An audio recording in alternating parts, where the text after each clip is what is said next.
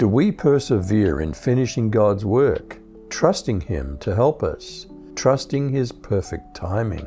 Let's look at Ezra 6. What was the decree that allowed rebuilding God's house without further hindrance? Can God use even worldly-minded government leaders to do His will? Then Darius the king made a decree, and search was made in the house of the rolls, where the treasures were laid up in Babylon. And there was found at Achmetha, in the palace that is in the province of the Medes, a roll, and therein was a record thus written: In the first year of Cyrus the king, the same Cyrus the king made a decree concerning the house of God at Jerusalem. Let the house be builded, the place where they offered sacrifices, and let the foundations thereof be strongly laid, the height thereof 60 cubits, and the breadth thereof 60 cubits, with 3 rows of great stones, and a row of new timber.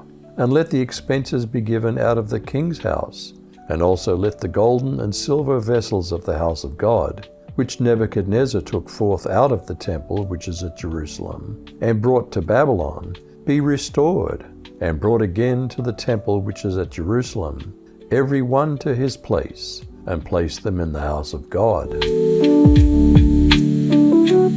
What did Darius order Tattenai, the governor, to do? Can imperfect human governments help God's work? Now Tattenai, governor of the province beyond the river, Shethar-bozenai and their colleagues, the officials of the provinces beyond the river, keep away from there. Leave that work on the house of God alone.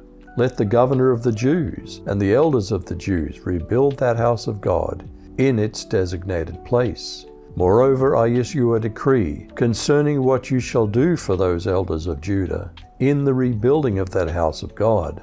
The full cost is to be given to those people from the royal treasury out of the tribute of the provinces beyond the river, and that without negligence. Did Darius turn any potential threat from Tattenai against him? Can God protect His work from unwilling government leaders? And whatever is needed, bulls, rams, and lambs for burnt offerings to the God of heaven, and wheat, salt, wine, and anointing oil, as the priests in Jerusalem order, it's to be given to them daily without fail, so that they may offer acceptable sacrifices to the God of heaven, and pray for the lives of the king and his sons. And I issued a decree that any person who violates this decree, a timber shall be pulled out of his house, and he shall be impaled on it, and his house shall be turned into a refuse heap on account of this. May the God who has caused His name to dwell there overthrow any king or people who attempts to change it, so as to destroy that house of God in Jerusalem. I, Darius, have issued this decree. It's to be carried out with all diligence. Did Tattenai follow the decree from Darius, allowing the completion of the temple? Can God create situations whereby even unwilling government leaders assist God's work?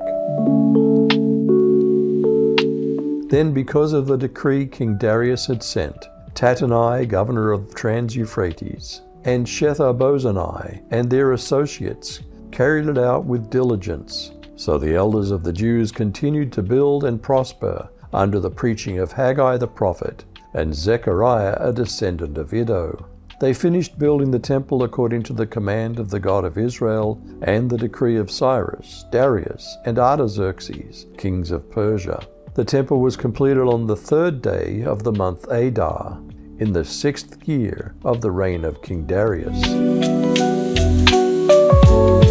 What did the priests and Levites do during the dedication of the temple? Do we celebrate with joy when a new phase of God's work on earth begins? Then the children of Israel, the priests and the Levites, and the rest of the descendants of the captivity, celebrated the dedication of the house of God with joy. And they offered sacrifices at the dedication of this house of God, 100 bulls, 200 rams, 400 lambs, and as a sin offering for all Israel 12 male goats, according to the number of the tribes of Israel. They assigned the priests to their divisions, and the Levites to their divisions, over the service of God in Jerusalem, as it's written in the book of Moses. Did they then celebrate the Passover with joy? Does Passover also foreshadow our greatest joy, the resurrection? The children of the captivity kept the Passover on the 14th day of the first month, because the priests and the Levites had purified themselves together. All of them were pure. They killed the Passover for all the children of the captivity, for their brothers the priests and for themselves, the children of Israel who had returned out of the captivity, and all who had separated themselves to them from the filthiness of the nations of the land to seek Yahweh, the God of Israel, ate and kept the feast of unleavened bread 7 days with joy, because Yahweh had made them joyful, and had turned the heart of the king of Assyria to them, to strengthen their hands in the work of God, the God of Israel's house.